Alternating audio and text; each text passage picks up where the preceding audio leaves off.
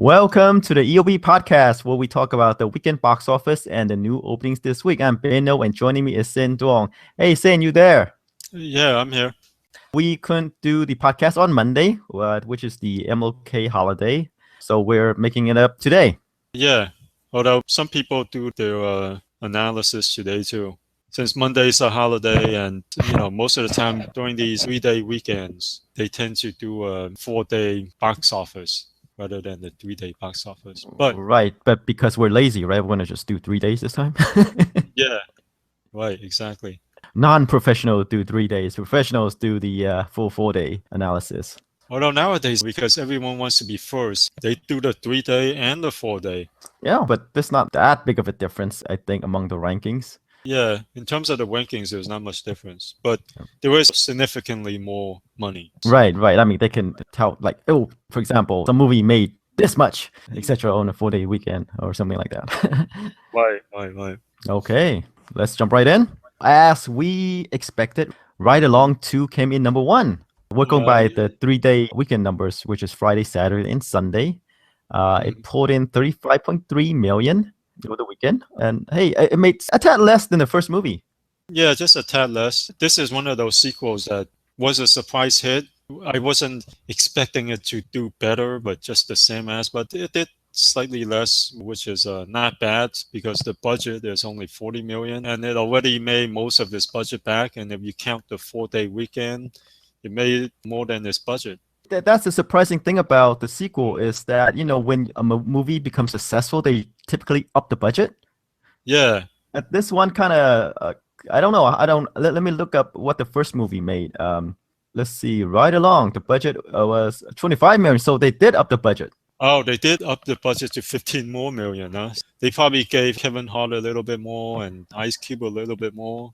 Yeah, but I'm surprised that Ride Along, for the first Ride Along, was made for 25, and then the sequel, even though they up it, more, and it still only cost 40, which is about what typically, just like in a mid-level movie. Yeah. That's the great thing with comedies. They don't have to be overly expensive. You mainly just have to pay for the salaries of the two actors. That's the main cost of your film. Right. And I guess the second movie was, the score was a bit lower too, like 14% on the tomato meter versus 18% for the first one. Not much lower. They're both panned by critics. Right. As expected, I guess. But yeah, so it did pretty well, almost as well as the first film. Yeah. I mean, we projected to make the movie to make somewhere between 35 and 40 million, and we thought it could go higher, but it actually made a bit less. But it is within our projections. So not much surprise there.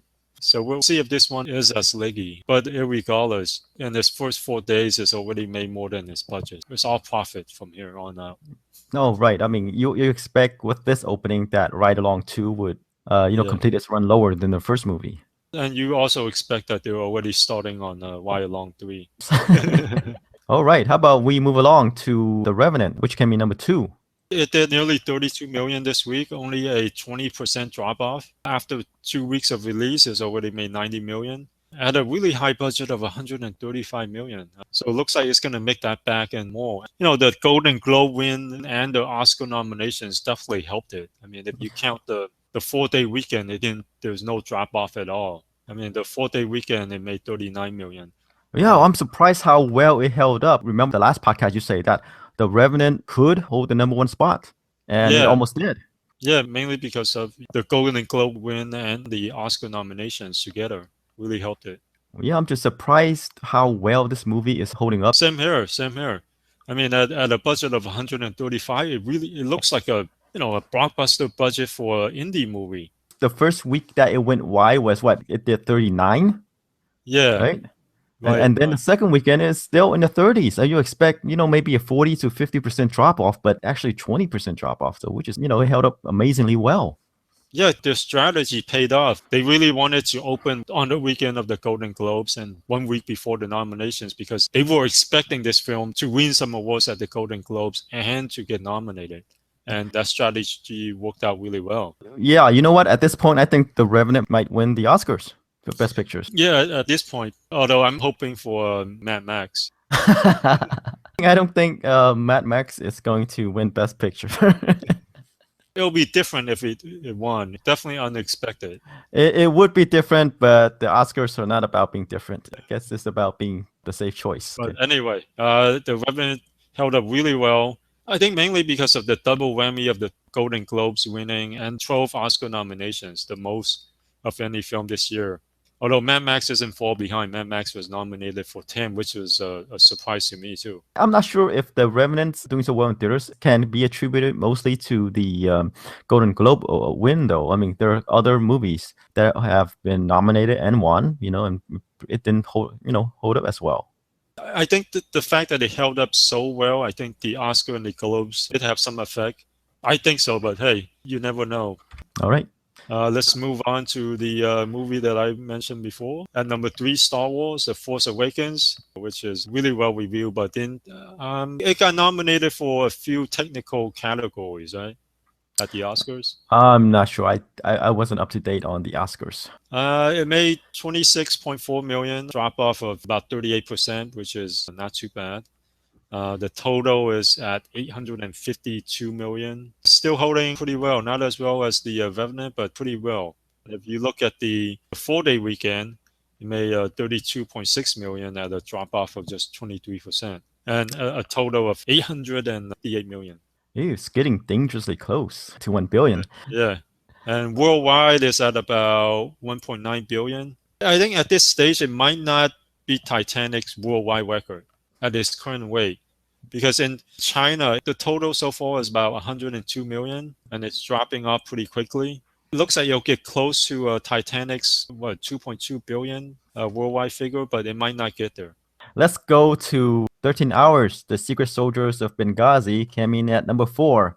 Made 16.2 million over the 3-day weekend. Yeah, and about 20 million over the 4-day weekend at a modest budget of 50 million, especially for a Michael Bay film. So you were kind of right. Right. You said the movie would do about 10 million. Yeah, it's closer to mine than yours. Right. I said it would do probably 35. Yeah, but you have a sense that it would do a little bit better than what I was projecting. There is that Michael Bay audience.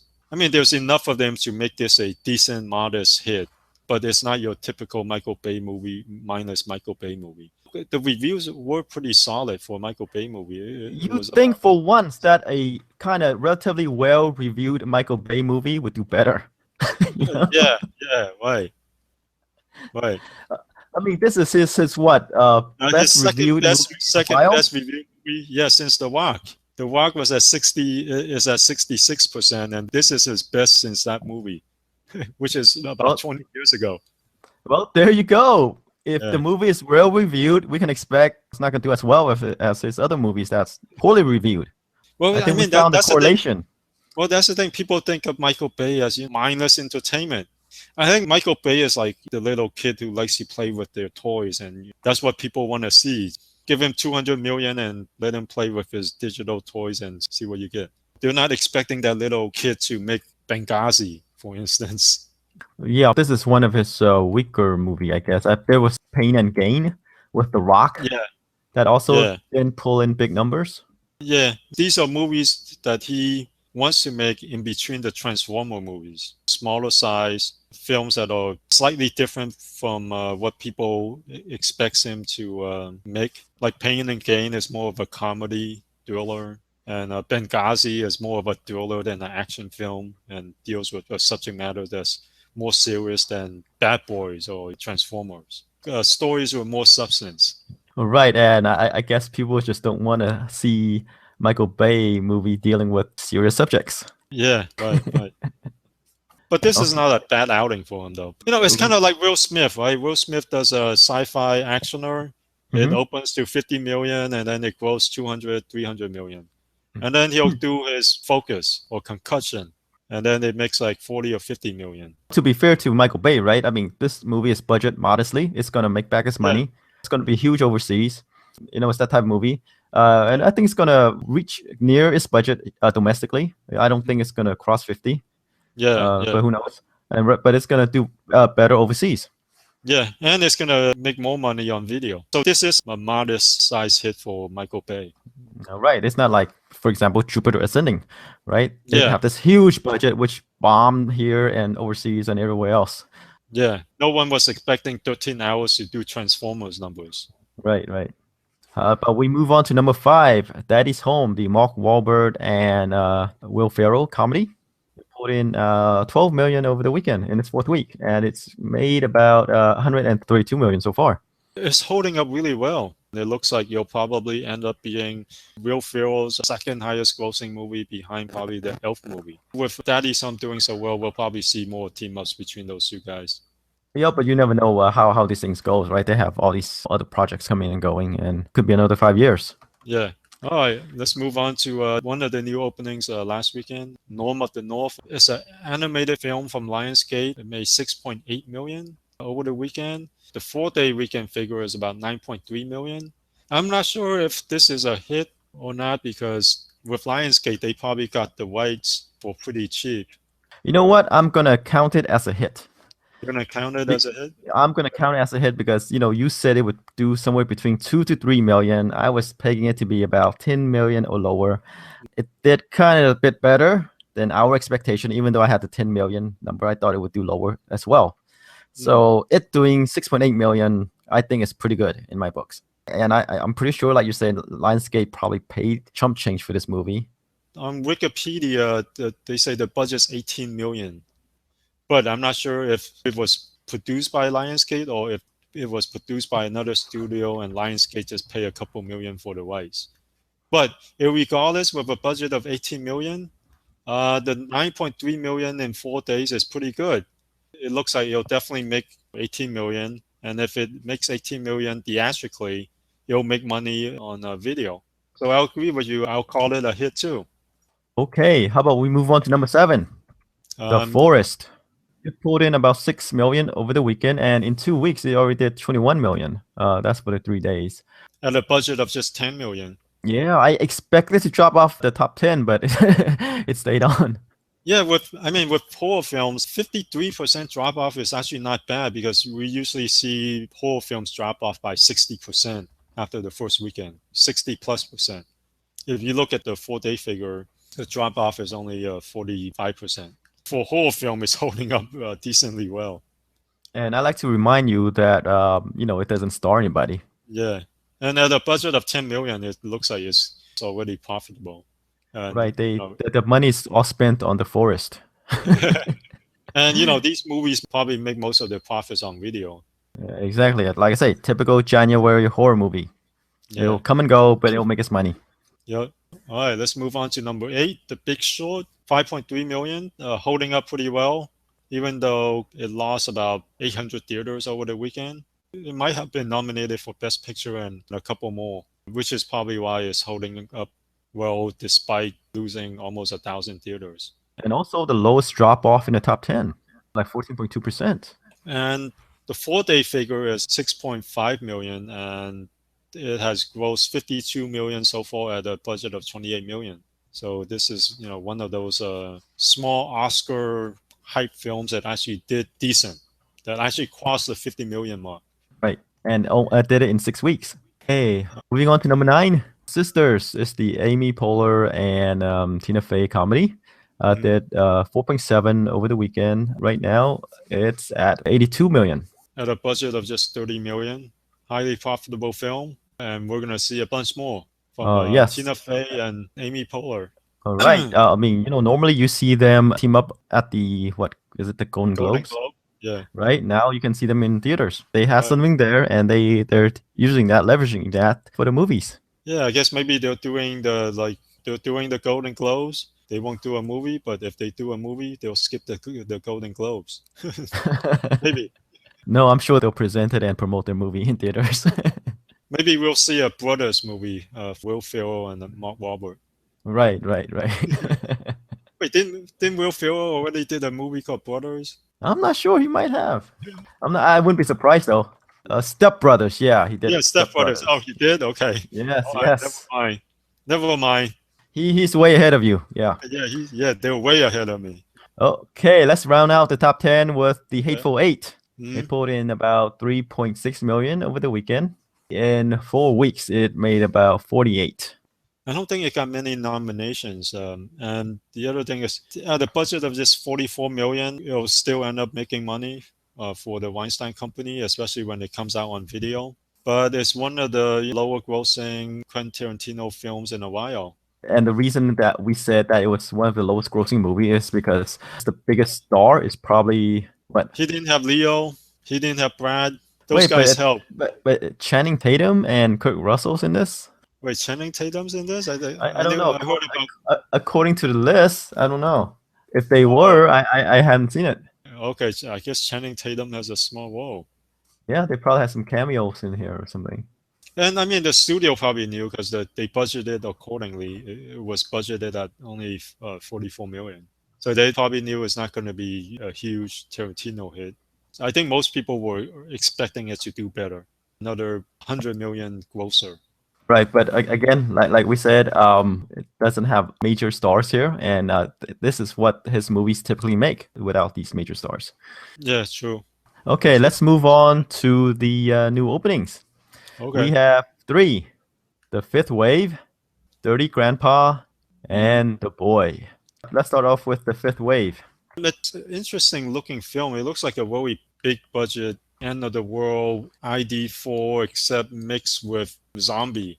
It's kind of like a body invasion, like aliens. Invasion of the body snatchers. Yeah, kind of like that.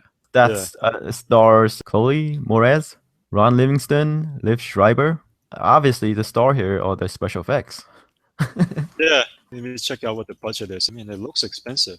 It has to be 70 and above. I mean, they're not paying any big name actors here. All the budgets are going into the sets and the special effects. Yeah, I don't see the budget anywhere, but it looks like an expensive movie, but it doesn't seem that appealing. And it's kind of like action mixed with horror. Yeah, and also right now it's has a 20% on Rotten Tomatoes with 10 reviews. Yeah. So I don't see the score improving. I mean, from the trailer, right? You can see that it's kind of confusing. Like you, I'm not expecting big things from this movie. So what do you think it's gonna make open to? I'm putting it at 8 to 10.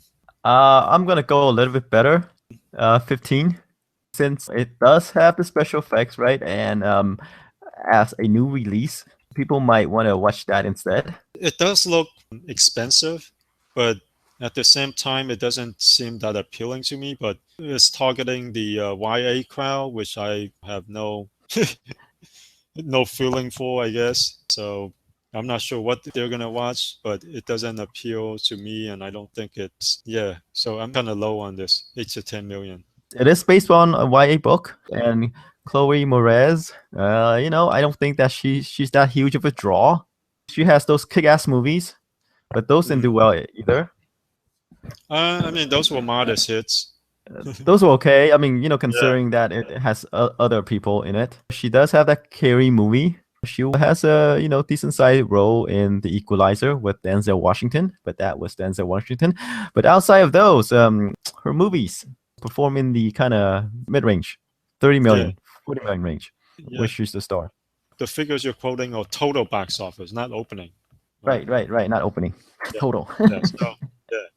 Yeah, that's why I'm putting it at 8 to 10. You think it's gonna do a little bit better at 15? I'm giving it the new movie bump.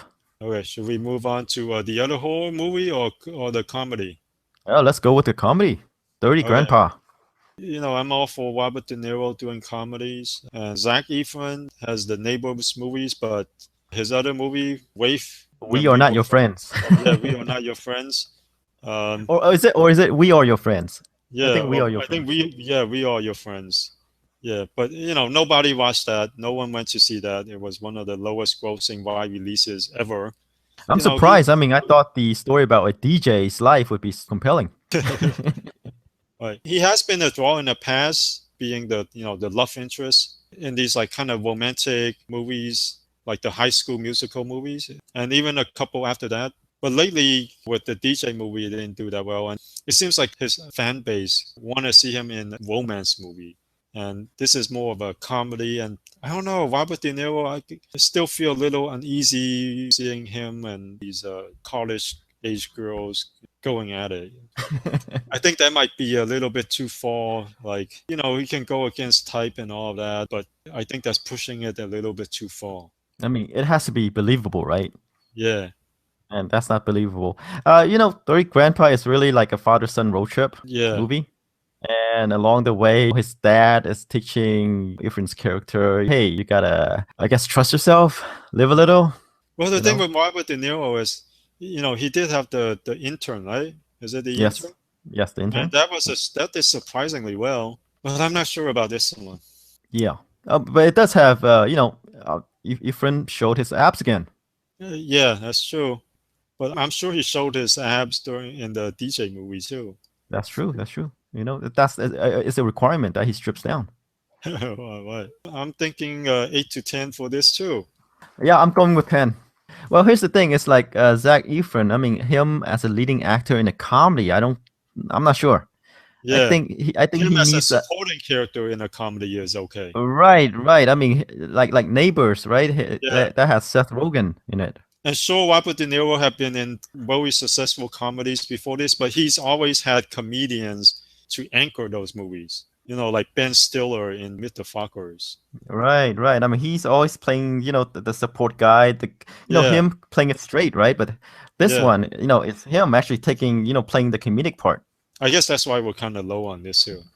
Right. Okay, you 8 to 10, me about 10. So we're close. We agree on that one here. Yeah. Let's go to The Boy. The Boy, it's a horror movie starring Lauren Cohan. You might ask who? I don't know either. She did some TV. So it's another January horror movie, kind of like The Forest. And it's kind of like the male version of Annabelle. Remember that? The Conjuring spin-off? Yeah, that is true. And also the lower budget version of Del Toro. That too. Or Del Toro's Haunted House is kind of, almost similar concepts, right? It's like things go bad in a house. She plays a caretaker, right? Who is hired by a couple to take care of their son. Yeah, except their son is a doll. And there are rules that she has to follow, or else bad things will happen. And of course, she didn't follow the rules. Right. I mean, I can see that the premise does sound originally interesting. The trailer, it's like, hey, you gotta take care of this doll, but you gotta follow these rules. You gotta treat it as a human being. You gotta feed it. You gotta play with it. You gotta do all these things with him as if he's real and alive. That premise does sound interesting, but the trailer didn't really jump out and grab me or scare me. I'm going low on this. I'm going 5 million or less. I have it about there too, 6. So we kind of agree on this week's movies. It's all kind of low. Right. It's January. Yeah. The only one that we kind of disagree on is The Fifth Wave. I have it as 8 to 10. You have it as 15. You could be closer, right? But I'm just giving it the new movie bump. I'm saying for people who've seen The Force Awakens, who've seen The Revenant, and others, if they want to watch something, The Fifth Wave seems like a safe choice. Yeah, I guess that's all we have for this weekend. You know who's missing? Who's missing? Liam Neeson. Oh yeah, Liam Neeson. A January without Liam Neeson. I know, without a Tekken movie for once. Right. But I guess that's taken by The Revenant, like him with the gray. Yeah, that's true. This is the Liam Neeson slot that he used to occupy. Right. I guess he's taking a break, trying to count his money from all the money he made from the Tekken movies. And similarly, theme films like The Gray and One All Day. Yeah, Run All Day, Nonstop. Wait, no, One All Night. Close enough. All right, then we'll return next weekend and see how we did with our projections. All right, see you guys next week.